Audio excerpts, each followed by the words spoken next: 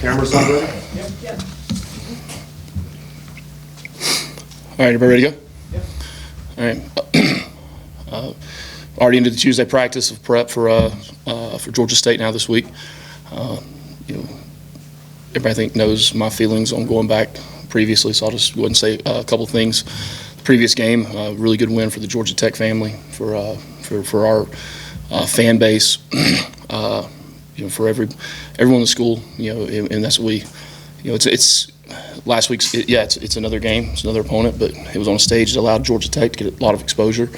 A lot of people to find out things they might not have known about Georgia Tech. And I'm not just saying Georgia Tech football, I'm saying Georgia Tech in general. So that was a great opportunity for our entire school and for the fan base. But that game's over. We got a new challenge this week.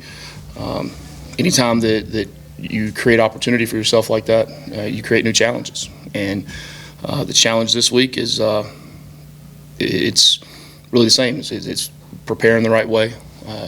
And look, that doesn't mean that we didn't enjoy a win. So let's don't talk about that.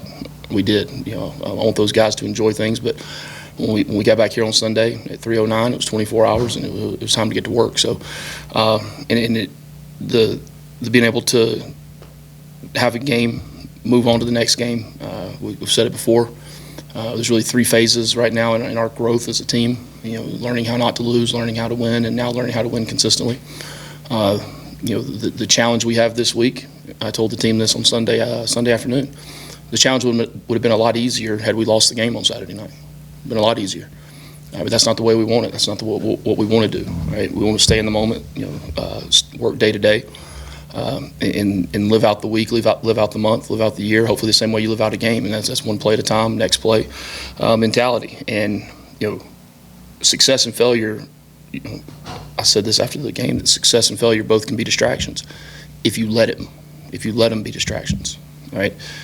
That's part of the mental makeup that's got to go into being a really good football player and a really good football team, right? And we're not there yet. We've got to continue to strive every day to get to that point. So really, I told him, I said, whatever the mindset is, it's got to be, nothing else matters, get better. And so it doesn't matter, get better is really our thing this week, and we've got to have to show individual improvement. There's a lot of mistakes that have to be corrected. There's a lot of things that we did well, but there's a lot of things that didn't go well. And are you gonna change the way you coach a game off of 6 feet, off maybe 6 inches? I mean, talk about 6 feet to the left, 6 inches on a ball on the ground from recovering it. So you can't change an entire mindset based on those outcomes. So I know you're probably going to ask about momentum, and momentum is not created by a win. Momentum does not carry over. I said at the beginning of the season, momentum does not carry from last year to this year. Momentum's created only one way, and that's how we go out and we practice and we prepare, and we work when we're given the opportunity to be together and work. So I talked to the team after practice again, and all of our goals for this season are in front of us, and really equated it to when you're driving. There's a reason the windshield's a lot bigger than the rearview mirror. I mean, if you get distracted and you're looking in the rearview mirror the whole time, right, you're going to have a wreck. And I've been in a wreck. We've been in a wreck before, and that's why we've got to keep our focus and our attention looking forward. That's where our goals are. That's where our opportunities are, and that's where we have to stay right now, is being able to prepare ourselves to be able to move forward. Yesterday doesn't do anything for today. So, we've got a great opportunity this week to play a school right down the road. Right? We start out the season with goals of winning a state championship and winning a conference championship. Right? So you talk about our goals are right in front of us. I think it's a great opportunity for two schools to play each other that are close, that have a lot of guys that know each other, coaches and players. So I think it's going to be a really good environment on Saturday night. Really encourage everyone to come out. We really need the fan support. The students, I mean, the second half of the season last year, as the students came more and more to the games, I mean, what an electric atmosphere it was, and we're expecting the same thing on Saturday night. So with that, open up with any questions. Okay, questions? Go. Trey Cooley got banged up in the game, and Horace, The whole team's banged up. and Horace, we saw his cast at the game. Obviously, he was dressed. Just kind of where are those guys at, and are you hopeful to get them back this week? Yeah, I'm hopeful. I'm hopeful for a lot of things. I'm hopeful for a brand new Ferrari to show up in that parking lot, or I'm hopeful for the building to be completed tomorrow. But I mean, live in hope and you die in. I won't say the rest. We're banged up. It's a physical football game, right? We have a physical football team, right? And that's going to happen week in and week out. Had a lot of guys that weren't able to go today, so hopefully we get them back tomorrow, and hopefully by Thursday I can address a little bit more where we're at as a team as far as injuries go. Hoping we get them all back, but it's highly unlikely we will. So we've got to prepare everybody. The reason we practice the way we do is to be able to have the 2s and 3s get work.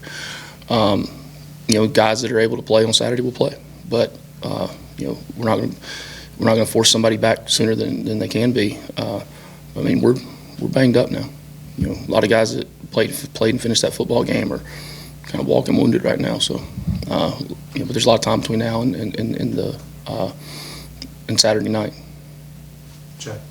You take us in the inside the left tackle position battle in the preseason and how it's looking like, moving forward.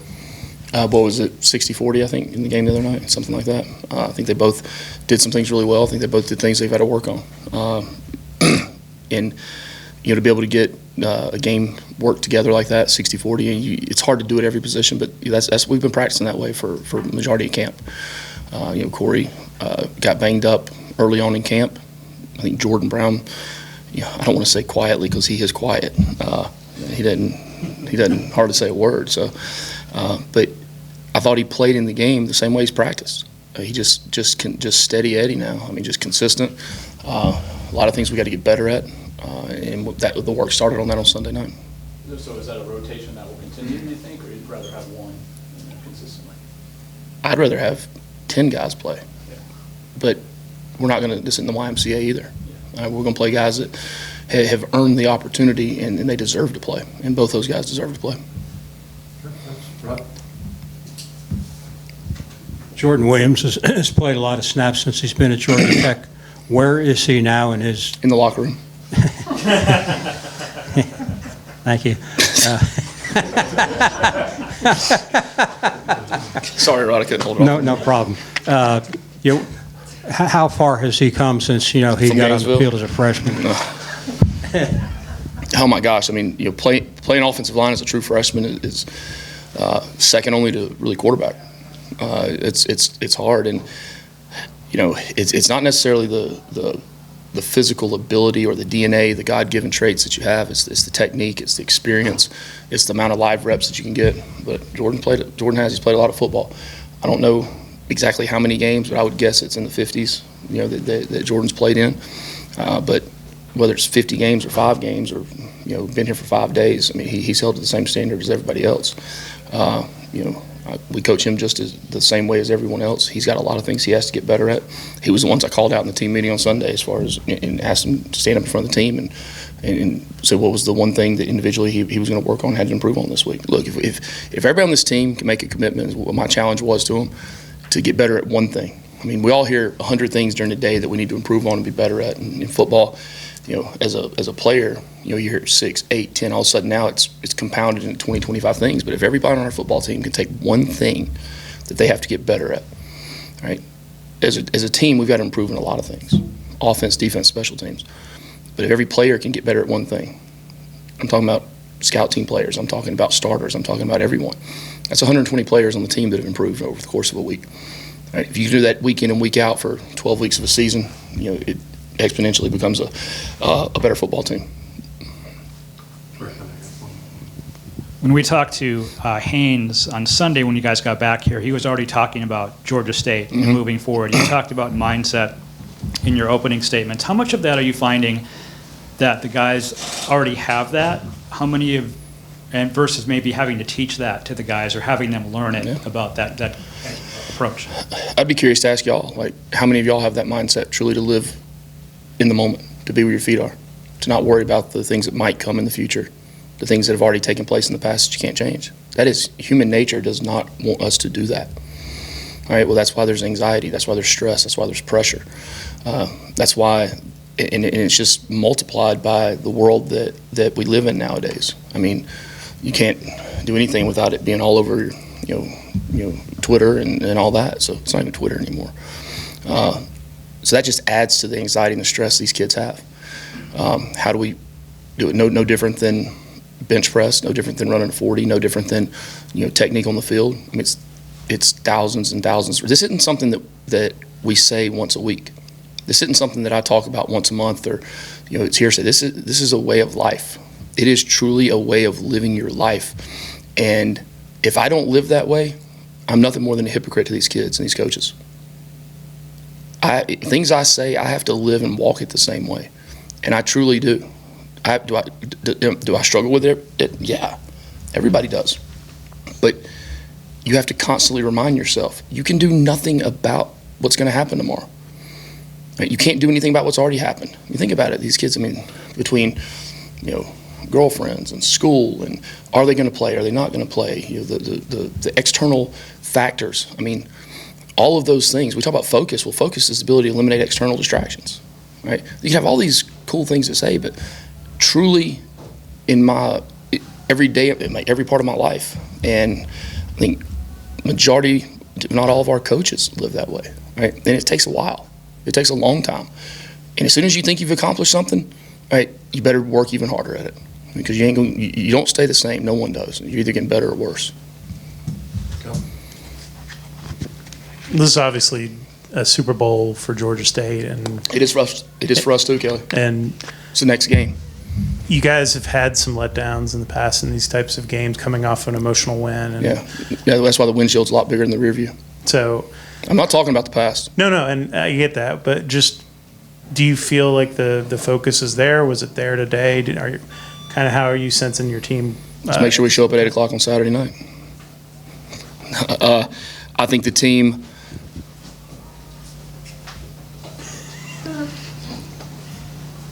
That is a distraction. So, look, no one in this building is blind to what's happened in the past. No one. All right?